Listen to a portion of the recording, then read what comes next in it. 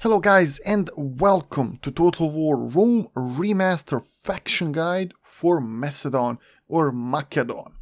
This is my favorite faction in the game just because of the playstyle. If you're all about phalanx, if you're all about offensive turtling and moving like a juggernaut and crushing everything in front of you, then Macedon is a faction for you.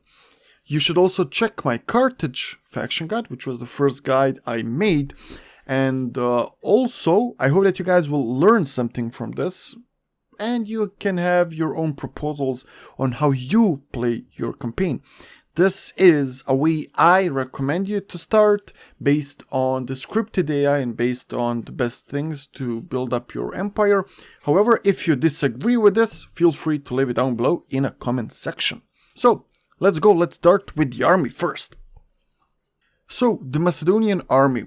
The basic gist of this faction are the phalanx, and the phalanx are the main embodiment of the force which you will have, and they are basically the only infantry units which you have.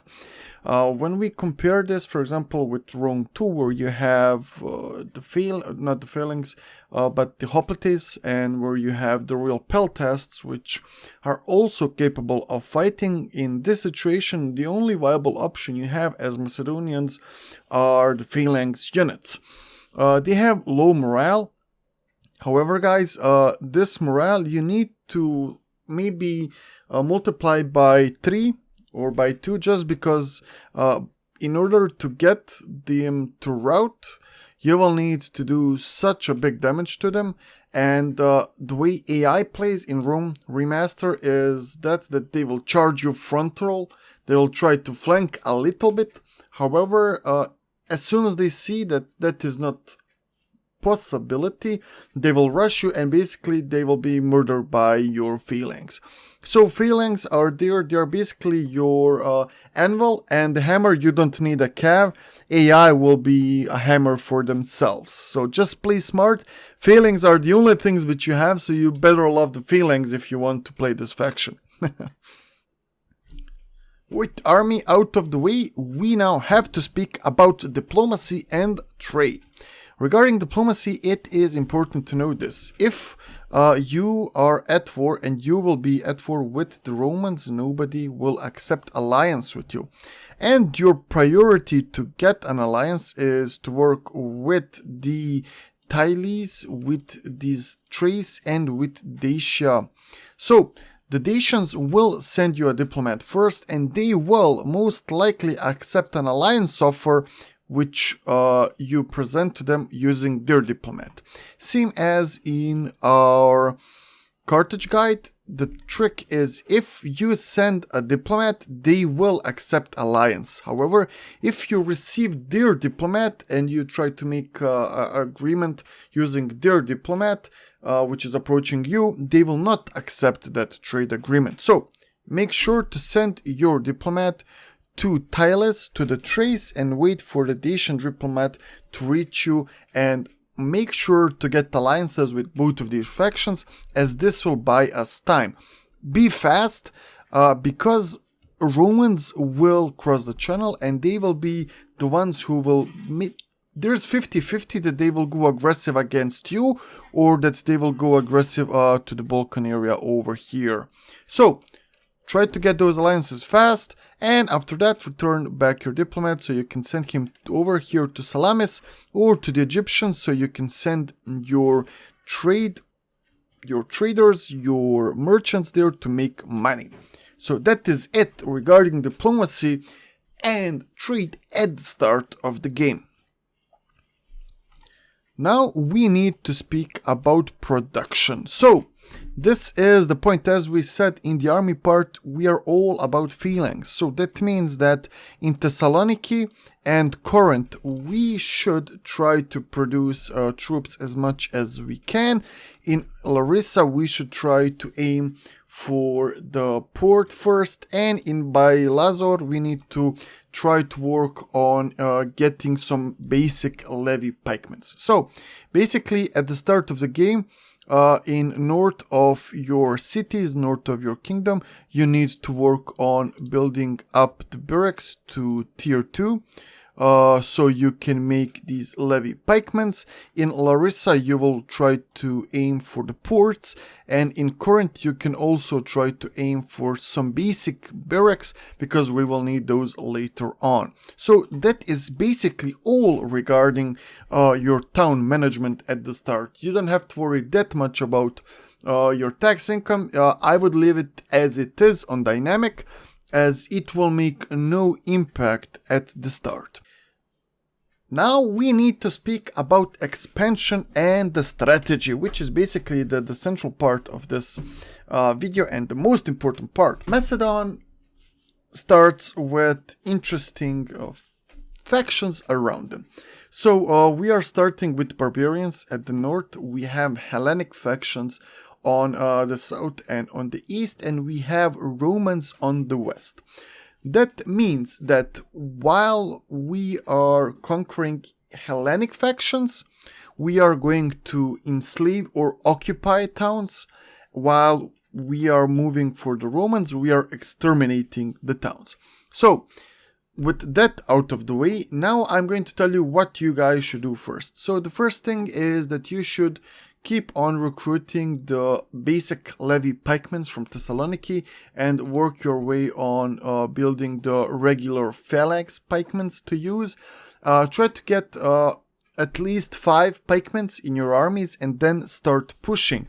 Your first target should be Teramon for the Greek city-states, and that should be an easy grab.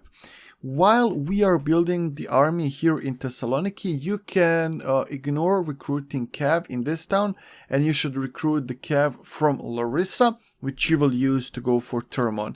In Corinth, since we don't have a barracks, I would recommend you to go out with the general from the Corinth and try to recruit the mercenaries which you can find. The mercenary hoplites are a really good unit which will buy you time until your army moves up from the north. And you also have a stone walls, which is an additional defense which you will most definitely need. When you are done with destroying the southern remnants of Greek city-states, here you will use the main army, which you built it up from Thessaloniki, to go up towards Apollonia, and you should try to build a second army as during this, so you can push with 2 armies towards the Romans. If they haven't declared war on you yet, you should be the first to declare war on them instantly. With 2 armies, go for Apollonia, and if they have Salona, go for Salona. If they don't have, you should cross the channel and go for Tarentum. At the same time, in Corinth, once we have built ourselves a barrack here, try to build a basic hoplites and work your way towards Athens and try to basically keep them under the siege and try to get them to sally out, or either to surrender by the end of 7 or 8 turns, how much they can last. As soon as you're done with Athens, you should move with your army from Athens, and that army again can be made out of mostly levy hoplites, and you should add several levy pikemen, and you should move towards Rhodes, which should be your next target which you should get. Once you've done with the Rhodes, you should then move to Pergamum, capture the Pergamum, and with that you should pretty much end worrying about the Greek city-states, and you will just pick them on later. Now you are dealing with the main enemy in this campaign, which are the Romans. At the same time, while we were capturing Athens, we should be working our way of capturing Apollonia and trying to capture Tarentum. The Brutii are the first victim again in this campaign, as they are the ones which are the most isolated from any kind of help which they can get. Tarentum and Coroton should be killed easily and should be the first targets which you should go. Note that your armies are strong enough that you can just send one army almost full stack towards any of these towns, and you don't have to worry about anybody coming there to help. Even when we are pushing for Capua, which should be our second target, as soon as we are done with Tarentum and Croton, you can move with one army. You don't need to stack.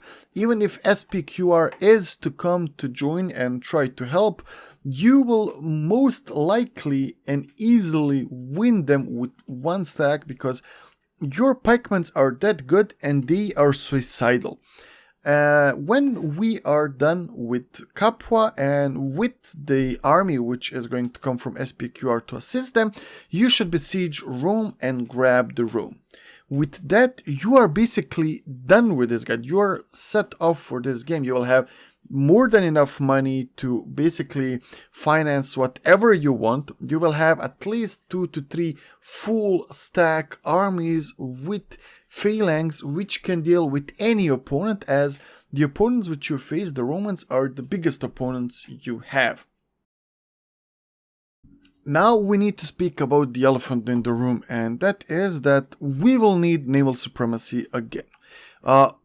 We will need naval supremacy for 2 reasons. First of all is, obviously we'll have to cross the channel over here in Italy, and obviously we'll need to cross channel over here in the Aegean Sea and try to reach Rhodes and Pergamon. The second important part is that our towns are all coastal cities, and if we don't hunt down the enemy ships and enemy navies, they can land and they can pretty much easily grab our towns. Our towns late game will be populated by basically peasants in all of our settlements in Greece, with the exception of Bylazor and Thessaloniki, which we need to have garrisoned with at least 5 to 6 pikemen, because we can always get backstabbed. Besides that, we need fleet to guard our southern part of our most valuable possessions. And with that, we will end this guide, which was shorter than our Carthaginian guide, but I think that it is more concise and it is basically giving you the information on the script of this game.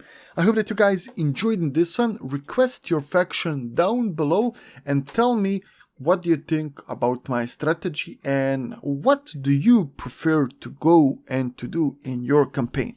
Until then, thank you guys and see ya!